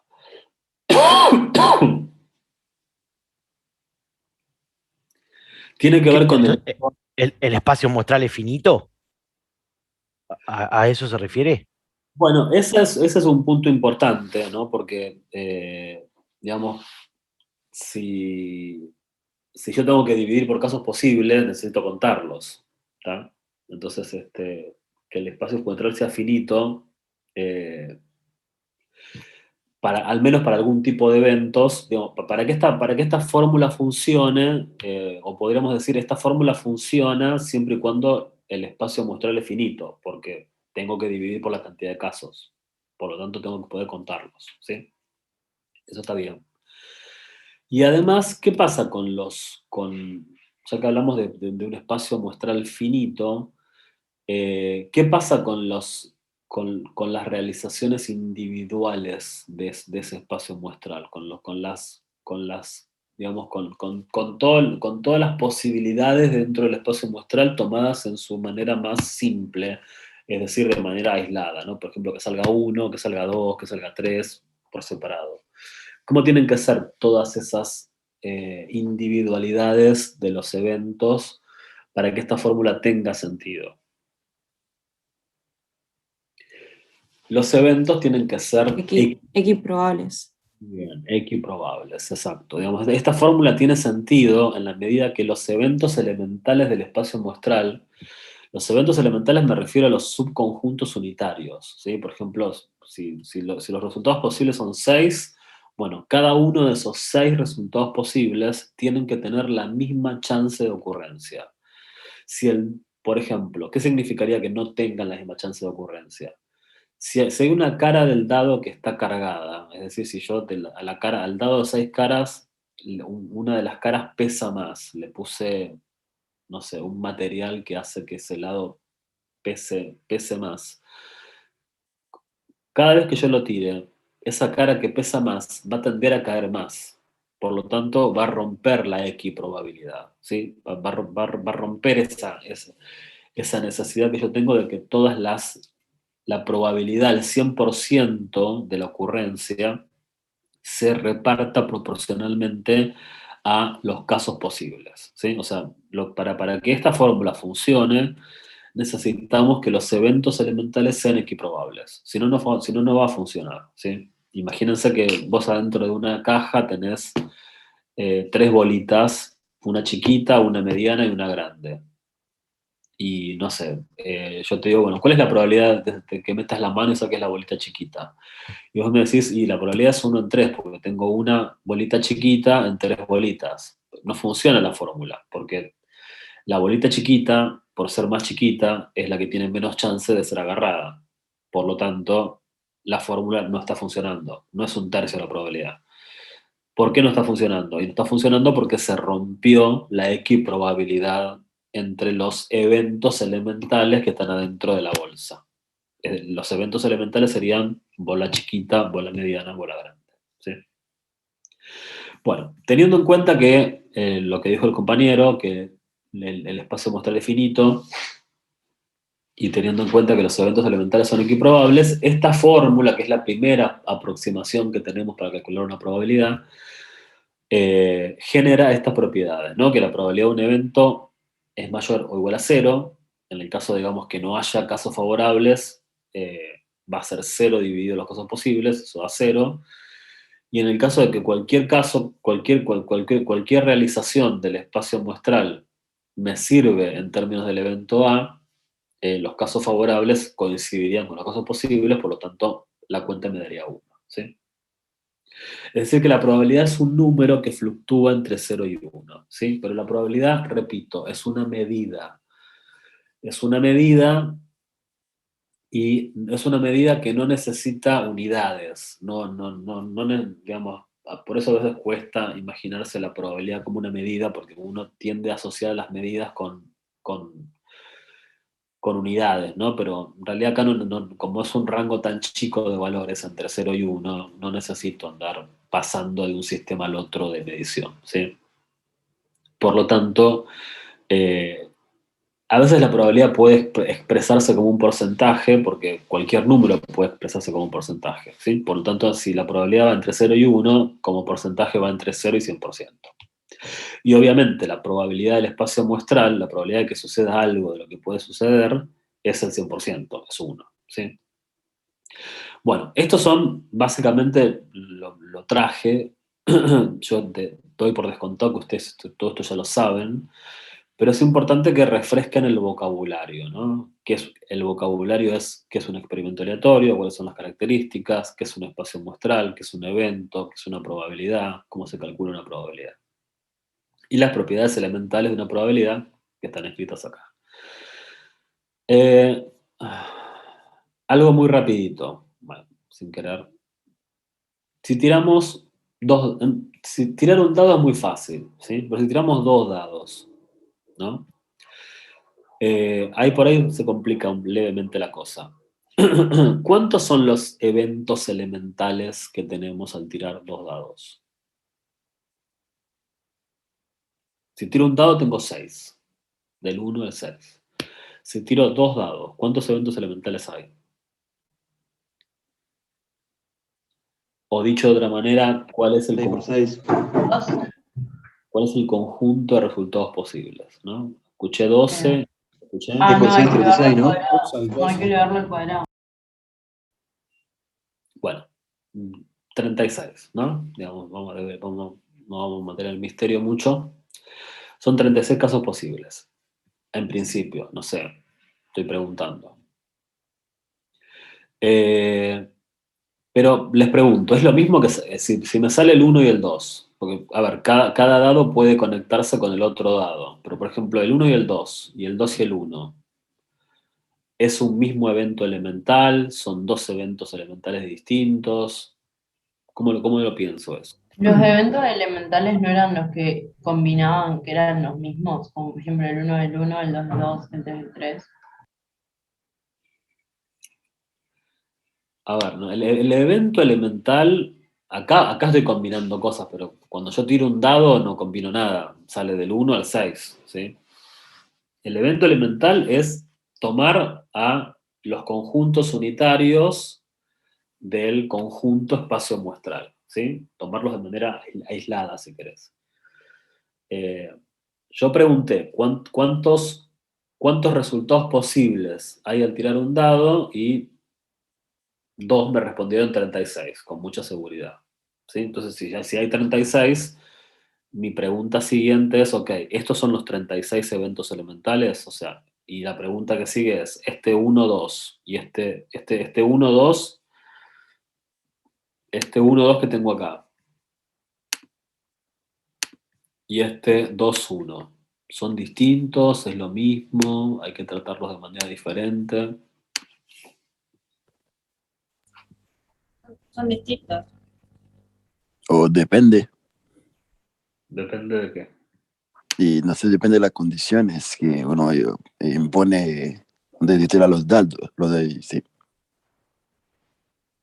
Por ahí, para poner un ejemplo, puede que, no sé, si sale en el primer lado 1, hay una condición antes del 2, o puede que no importa eso para el jugador.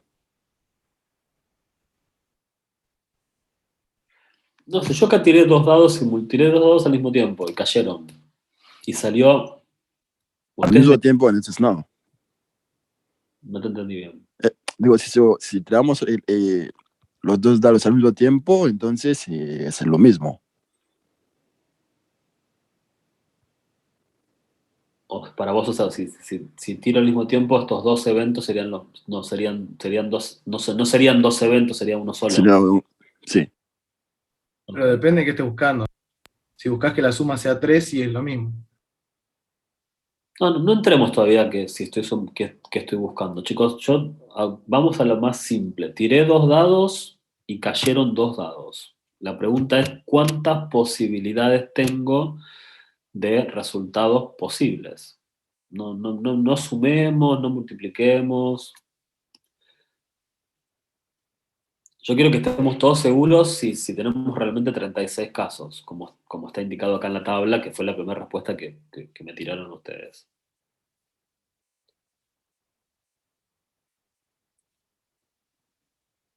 A ver, vamos a pensarlo de otra manera para ayudarlos un poco. Supongamos que hay 2 dados, ¿sí? Son 2 dados como dije inicialmente, pero un dado es verde y un dado es... ¿Qué color es este? O sea, fucsia. Entonces puede ser que me salga puede ser que me salga el 1 verde con el 2 fucsia, ¿no? O puede ser que me salga el 2 verde con el 1 fucsia.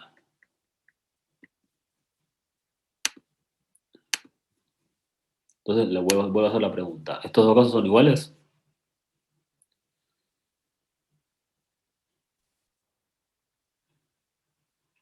Sí, no, son resultados distintos. No. 1 verde con el 2 fucsia que el 2 verde con el 1 fucsia? ¿Es lo mismo? No. Perfecto. ¿Y si el que tira los dados es daltónico y no distingue los colores? ¿Qué hace, pobre? Y ahí sí, es lo mismo. Es lo mismo, o sea que... ¿Y te parece lógico que dependa de si sos daltónico o no? Y para mí termina siendo lo mismo, 1 y 2, 2 y 1, 1 y 3, 3 y 1, no se puede repetir, digamos, en la cuenta. O sea que es menos de 36 el parámetro. Entonces es menos de 36. Sí, para mí sí. ¿Los demás qué opinan? Yo opino que no es lo mismo porque capaz que los dados esos están vinculados con otra variable y no sería lo mismo que te toque un 2 en el primer dado que te toque un 1 en el primer dado. O sea que sí son las 36 posibilidades. No hay un complot internacional con los dados. No. Yo tiré 2 dados. Le pusimos colores ahora, si quieres. Pero no hay variables escondidas. Tiré 2 dados y quiero saber cuántos resultados posibles tengo. Nada más. Como los tirás al mismo tiempo, entonces puede que sean menos. Porque si tirás al mismo tiempo es lo mismo si es 2-1 o 1-2. Porque como que en total va a ser lo mismo. Bueno. Ya que entonces en vez de 36 serían 18 porque estos se contarían como un solo caso. Porque en definitiva al tirarlos, está bien que ahora le pusimos colores, pero si vos tiras, no sé, como cuando jugás general, tiras los dados, no sabes qué dado es cuál. Te sale un 1 y un 2, no sabes si estás ante el primer caso de que salió el 1 y el 2 o ante el otro caso que salió 2 y 1. Ok. No está bien lo que dijiste del 18, pero me gusta la última parte de cómo planteaste el problema. Ahora, suponete que vos tenés dos amigos que son gemelos, son idénticos, ¿sí? Y te tocan el timbre y viene uno, pero como son idénticos, vos no puedes reconocer quién es quién. Que a vos abrís la puerta y te encontrás con Juan, ¿no? Que es idéntico a Pedro. Que aparezca Juan, ¿significa que Pedro no existe? No, solo que yo lo estoy observando a Juan. Entonces, ¿qué pasa acá? Si los dados son del mismo color, si saquémosle los colores, o el que tiró los dados apagó la luz, ¿qué pasa si los dados no son distinguibles? ¿Sí? Que yo no pueda distinguirlos, ¿significa que no existe la otra opción? No, sí existe. No, existe, pero es la misma, entonces se contabiliza como uno. Pero es el mismo problema de Juan y Pedro. O sea, Claro. Es verdad. es Juan y Pedro, pero los cuento como uno porque no los puedo distinguir. Claro, no, la realidad es que hay dos combinaciones posibles. Exacto, son 36 casos. No importa que tire los dados juntos, que tire un dado y después me tome un té y tire el otro dado después. Que tire un dado, anote lo que salió, agarre ese mismo dado, lo vuelve a tirar y anote lo que salió y ahí tengo los 2 dados. No importa, todo eso no es importante. Vos tirás 2 dados y si los dados no son si los dados si son distinguibles, vas a poder distinguir el 1 verde del 2 fucsia o el 2 verde del 1 fucsia, porque son colores distintos. Pero si los dados no son distinguibles y vos tirás 2 dados blancos iguales, cuando salga un 1 y un 2, vos no vas a saber si estás acá o si estás acá, porque no los puedes distinguir. Ahora, que no los puedas distinguir no significa que la otra posibilidad no exista. ¿Lo ven ahora un poco mejor? Sí, buenísimo. Perfecto. Sí, yo ahí lo entendí. Entonces, si yo tiro 2 dados, ¿sí? Los casos posibles son 36. No hay más discusión. ¿Tá? El que quiere pensar cosas raras, piénsela, no hay ningún problema. Pero no depende de los colores, no depende si tiro uno después, otro más tarde, si hay un complot de la CIA. Tiré 2 dados, nada más. Tengo 36 casos posibles, ¿sí? Vamos a considerar, para meternos un poquito con la probabilidad, el tema de que yo sumo esos dos dados. Un compañero habló de sumar los dados, ¿no? Si yo sumo los dados, como estoy trabajando desde el 1 a 1 hasta el 6 a 6, creo que todos estamos de acuerdo que la suma de los dados va a fluctuar entre 2 y 6 y 12, ¿no? Digamos, la suma mínima me va a dar, si me salió el 1 a 1, la suma mínima va a ser 2, y si me salió el 6 a 6, la suma máxima va a ser 12. Como tengo 36 casos posibles y todos estos eventos son equiprobables porque los dados no están cargados, ¿sí? O sea, cada uno de estos 36 eventos tiene la misma chance de ocurrencia, que es 1 en 36, ¿sí? Porque es el 100% se divide en 36 casos posibles. Por eso es tan importante distinguir cuántos casos posibles hay, porque eso es lo que me va a dar la probabilidad del evento elemental. Pero estos eventos no son elementales, son eventos compuestos. Algunos sí son elementales. El 1-1 es elemental, porque que la suma sea 2 solamente está asociado al 1-1, que la suma sea 12 está asociado al 6-6. Pero, por ejemplo, que la suma sea 3 puede ser el 1-2 o puede ser el 2-1. El tema es que si yo los considero como uno solo, voy a estar calculando mal la probabilidad. ¿Sí? Porque si yo lo considero que esto es uno solo, la probabilidad de que la suma me dé 3 va a ser 1 en 36. Y el grave problema que voy a tener es que no voy a poder llegar nunca, si yo hago ese razonamiento, cuando yo quiera hacer la suma de todas las probabilidades, no me va a dar el 100% como me tiene que dar. ¿Sí? Bueno, creo que se ve rápido, se ve fácil, ¿no? Que la suma de 3 son dos posibilidades, que la suma de 4 es 3-1, 2-2, 1-3, que la suma de 5 es 4-1, 3-2, 2-3, 1-4. ¿Sí? Ven que las probabilidades van subiendo hasta el 7, porque el 7 es es la diagonal principal, es la diagonal secundaria, ¿sí? Es el 6-1, el 5-2, el 4-3, el 3-4, el 2-5, el 1-6, y después empiezan a bajar las probabilidades.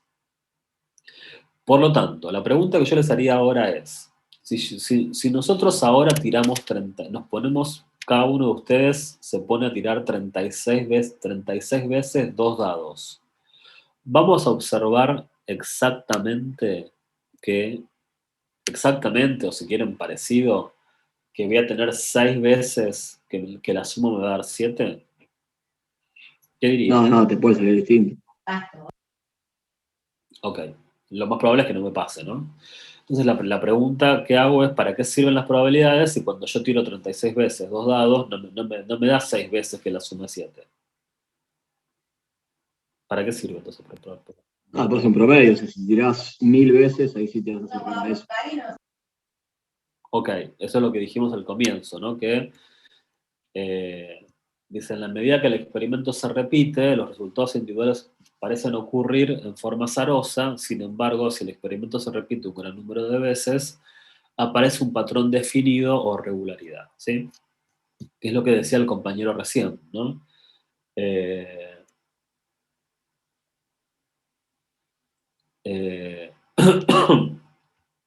Lo que decía el compañero recién es que si yo repito esto una gran cantidad de veces, voy a empezar a ver este comportamiento.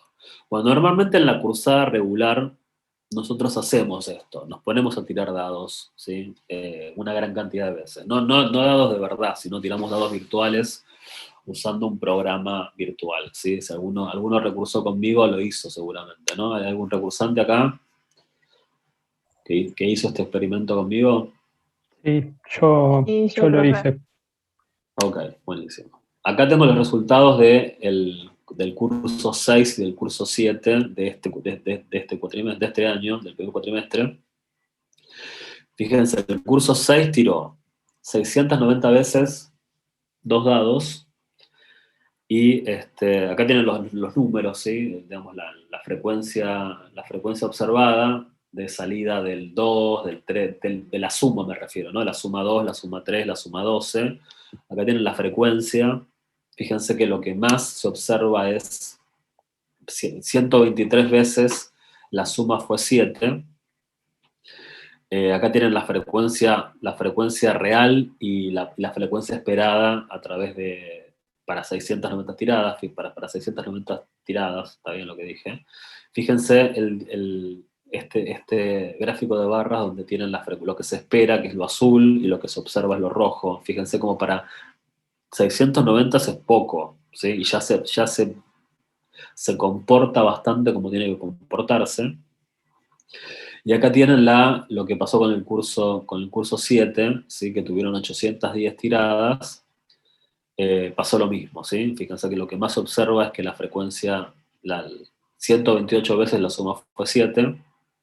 Fíjense cómo las frecuencias van bajando para el 2 y van bajando para el 12.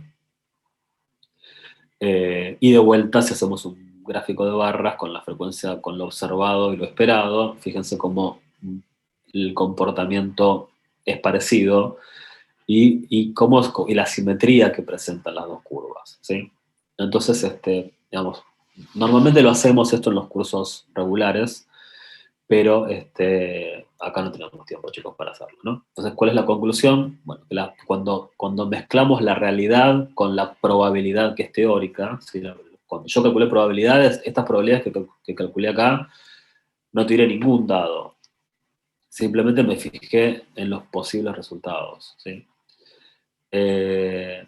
Pero estas frecuencias, esto es la realidad, esto es lo que hicieron los alumnos, ¿sí? La frecuencia relativa, a medida que el experimento se repite, converge a la probabilidad teórica. Esa es la gracia, ¿no? Que tiene la probabilidad, y por eso es importante estudiarlo, porque las probabilidades se manifiestan cuando la cantidad de datos que manejamos es grande. Bueno, y acá les hice un resumen de fórmulas, ¿sí? Que son importantes que recuerden de Estadística 1. Acá los voy a remitir a que vayan a leerlo bien acá en Avo, ¿sí? Las fórmulas que necesito yo que se acuerden de Estadística 1 son la probabilidad de la unión de dos eventos. Recordar que cuando los eventos son incompatibles, esta fórmula se simplifica, ¿sí? Porque la intersección es vacía. La fórmula de la probabilidad condicional, de la cual se desprende la probabilidad de la intersección, y en el caso de que los eventos sean independientes, es decir, que los eventos no se condicionen, que es lo contrario de ser condicionados, la probabilidad de la intersección es la probabilidad de A por la probabilidad de B, ¿sí? O sea, hay dos fórmulas súper importantes, tres diría yo, ¿no? Por un lado, la probabilidad de la unión, ¿para qué es?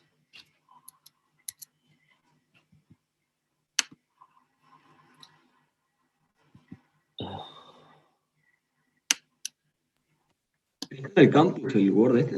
No lo veo. ¿Cómo? Si este Word está en el campus. No, lo voy a subir después. Ah, ok, gracias. La probabilidad de la unión es la suma de las probabilidades si los eventos son incompatibles, ¿sí? Y la probabilidad de la intersección es el producto de las probabilidades si los eventos son independientes, ¿está? Estas son estas son todas las fórmulas súper importantes que se acuerden, ¿sí? Obviamente la primera de todas es cómo se calcula la probabilidad, ¿sí? En la medida que los eventos sean equiprobables. Probabilidad de la unión para eventos incompatibles, probabilidad de la intersección para eventos independientes. ¿Ok? Bueno, ya con esto pueden encarar bastante bien la práctica, ¿sí? La clase que viene, el viernes, nos vamos a dedicar a variable aleatoria y distribuciones normal, binomial, Poisson y gamma. El viernes va a ser medio como, espero yo estar ya recuperado y poder ir un poquito más rápido, ¿sí? Bueno, chicos, nos vemos el viernes. Chao. Profesor, ¿le puedo hacer una pregunta? Sí. En una de las publicaciones del Centro de Estudiantes dice que el examen podría ser en septiembre.